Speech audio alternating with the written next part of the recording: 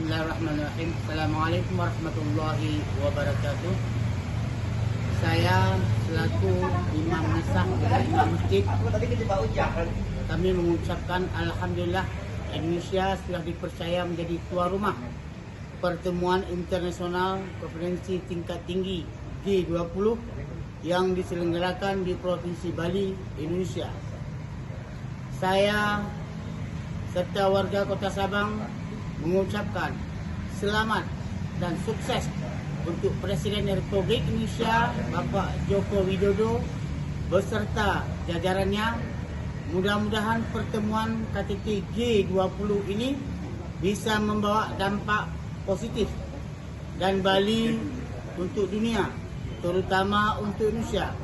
Indonesia hebat, Indonesia maju, Indonesia sejahtera dan sukses. Wassalamualaikum warahmatullahi wabarakatuh.